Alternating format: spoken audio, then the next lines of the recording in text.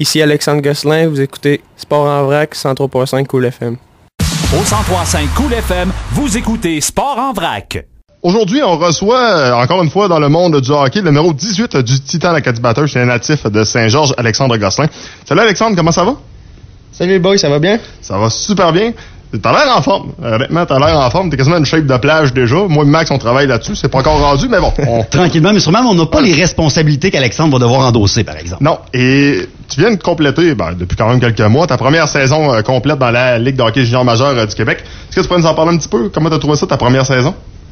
Ouais, c'est une saison que des hauts et des bas, je te dirais, dans ma première saison complète. Là, à mon année 16 ans, j'avais quand même joué 5 parties qui s'étaient bien déroulées. Puis là, la saison passée, j'ai joué toutes les games, mais je te dirais qu'il y a eu des hauts et des bas. Là. On a changé de coach, ça m'a vraiment aidé beaucoup. Puis c'est sûr, mon temps de glace a augmenté. J'avais plus de responsabilités avec l'équipe, puis je pense que ça m'a vraiment aidé. Moi, j'ai tout le temps dit que dans une saison de hockey, tu peux peut-être la découper en 3 parties. T'as le début de la saison, t'as le milieu, puis ensuite t'as la fin avec les séries. Comment tu pourrais peut-être analyser ta progression au cours de ces 3 parties? Ouais, c'est ça, je te dirais que... J'ai commencé avec mon premier entraîneur, je m'entendais bien avec, il était bien smart, puis j'ai beaucoup appris avec lui, malgré le fait que j'avais pas beaucoup de temps de glace. J'ai appris que le hockey, c'est une école de vie, puis t'apprends pas mal. C'est la réalité, là, puis des fois la réalité c'est dur, puis mais je te dirais que j'ai eu une certaine évolution dans ma saison, puis je te dirais que ça a été de plus en plus positif. Puis les séries éliminatoires, ça a bien terminé. Pour toi, le changement d'entraîneur, qu'est-ce que ça a donné? C'était quoi la différence de l'approche entre les deux? Je te dirais que hors glace, les deux étaient semblables. C'était des coachs semblables. Ils étaient friendly avec les gars dans la chambre. Mais je te dirais que Danny Dupont, mon deuxième entraîneur, il a vu quelque chose en moi. Puis il m'a fait confiance, m'a donné plus de responsabilités. Puis j'ai vraiment aimé ça. Le fait que Danny Dupont soit aussi un entraîneur des défenseurs, normalement, je pense que ça a dû aider beaucoup. Tu peux pas... Moi, j'ai tout le temps dit, un gardien de but va être un bon entraîneur de gardien de but, en principe.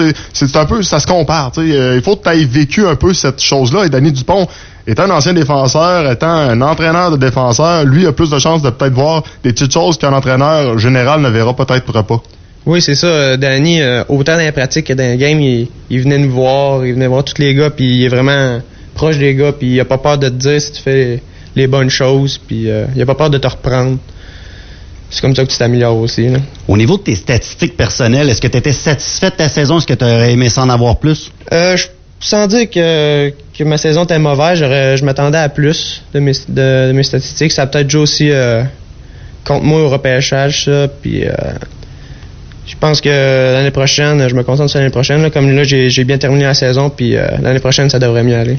Y a-t-il des choses dans ton jeu? Des fois, il y a des choses qu'on ne voit pas sur des feuilles de pointage, alias les mises en échec. On voit, ça passe un petit peu plus inaperçu. Ton jeu physique, peut-être ton jeu dans ta zone. Est-ce qu'il y a des choses que tu aimerais améliorer ou tu étais quand même satisfait à ce point de vue-là? Ouais, justement, je travaille beaucoup là-dessus avec Danny, justement, puis je pense que c'est mon jeu défensif.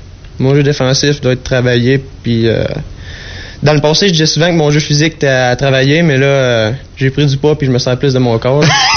Vous devriez voir la face qu'il fait quand il me dit ça. Il y a comme un sourire de fierté. Là, j'ai pris du poids et je me suis entraîné fort. Mais, entre parenthèses, je le fais mal. Ouais, c'est à peu près ça. Ben, ça, félicitations. Soit dit en passant, c'est un peu le but aussi du hockey. On le dit pas trop souvent, là, mais des fois, de faire mal à l'adversaire quand t'es un défenseur, ça peut être payant. Après ça passe moins souvent de ton côté. Hein? Exactement.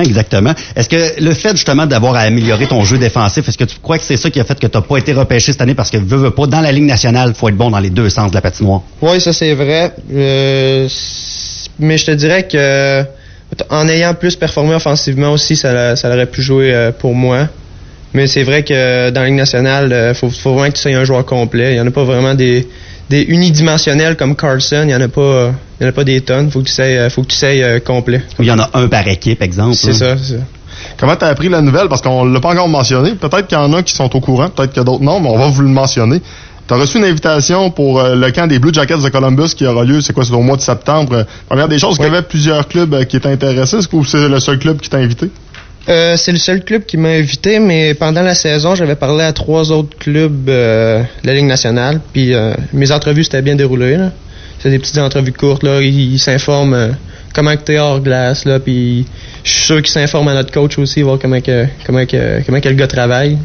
Comment t'as appris la nouvelle de l'invitation? Est-ce que t'as reçu un coup de fil sur le cellulaire et soudainement, pouf, c'était ton agent ou le DG de Columbus qui t'appelait? Ouais, c'est ça, je revenais du gym, puis là, ma mère a dit, reste à ton char, faut que t'ailles faire une commission. Là, au même moment, mon téléphone sonne, c'était mon agent. Il me disait, tu vas bien dormir à soir, les Blue Jackets t'invitent à leur camp. Là, j'étais bien excité, là. J'étais comme un enfant à Noël, là, on peut dire. J'étais excité, j'étais content. Je savais pas quoi dire à mon agent, là. Je voulais me remercier, là, il a sûrement travaillé pour moi. Puis, il doit y avoir une pression qui a tombé quand même sur les épaules, un sentiment d'accomplissement quand même. Ouais, c'est sûr, j'étais vraiment content, puis c'est sûr que voir les gars se faire repêcher puis toi t'es pas repêché, c'est plate, là, mais... Ben, ça m'a donné une frustration, on veut pas. Ouais, c'est sûr, mais il me reste quand même 2 années d'éligibilité au draft, puis je pense que j'ai pas mis une croix sur le repêchage. Je crois quand même que je suis capable d'être repêché dans les 2 prochaines années. Ben oui, ça reste une possibilité. Juste pour le fun, pour ceux qui t'ont jamais vu jouer, tu comparais peut-être ton style à quel défenseur dans la Ligue nationale? Je me dirais à Chris Letang. Un gars avec un bon coup de patin, bon offensivement, il se débrouille défensivement, sort de son corps. Moi, je te dirais qu'il y a un défenseur comme Chris Letang. Juste pour le fun, dans la formation de Columbus, quel joueur que tu as le plus hâte de rencontrer là-bas? Je dirais que Marianne Gaborik, j'ai pas mal à regarder. C'est un bon joueur offensivement. Ouais, c'est ça.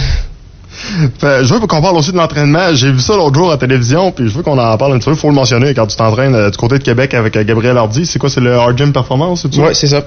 Et il y a des entraînements des fois qu'on connaît pas tout le temps. Moi, je n'étais pas vraiment au courant de ça, mais vous travaillez avec 2 choses, disons, qui sont pas vraiment... On voit pas vraiment ça souvent sur des joueurs de hockey. L'haltérophilie, la gymnastique, surtout la gymnastique, là.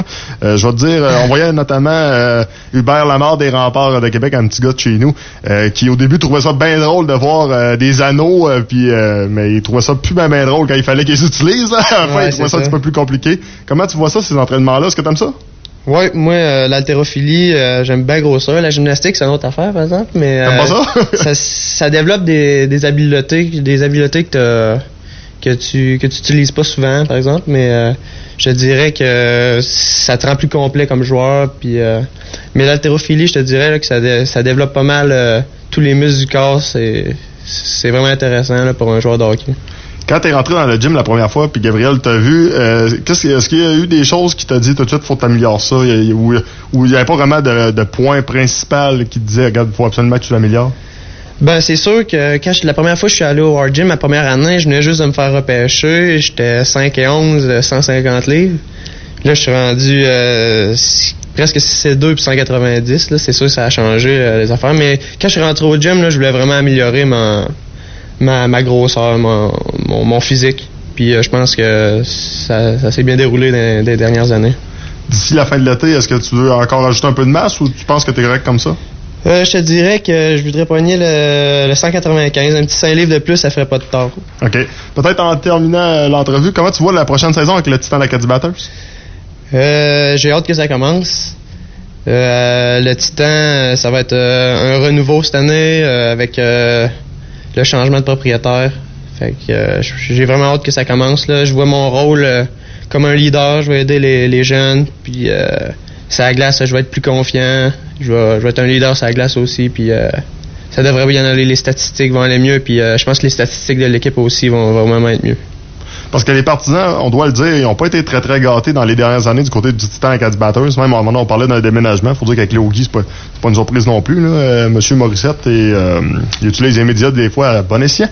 On peut le dire comme ça. Donc, c'est important pour votre club, mais pour les partisans aussi de connaître une bonne saison. Ouais, c'est ça. Puis les Hokies, il a finalement vendu l'équipe. Puis là, je te dirais qu'il y a une vingtaine d'investisseurs locaux, dont Sean Couturier. Donc ça, à la base, ça attire plus de monde au game, puis je pense que tout le monde travaille dans la même direction, puis je pense que ça va donner un bon résultat. Le DG là-bas, c'est encore Sylvain Couturier? Oui, c'est ça. OK, c'est le père de chambre. Je pense que tu as parlé avec lui dernièrement, qu'est-ce qu'il te disait? Oui, il m'a appelé hier soir pour premièrement me féliciter pour mon invitation au camp des Blue Jackets, puis il a fini à me dire qu'on devrait avoir une pas mal meilleure équipe que l'année prochaine. Bon, ben si le si le DG est confiant, tu devrais être confiant, puis je pense qu'on est confiant nous autres aussi. Ouais, c'est ça. Merci Alexandre d'être passé en studio. Merci, boys. Merci beaucoup, Alex, et encore félicitations. Merci. Au 103.5 Cool FM, vous écoutez Sport en vrac.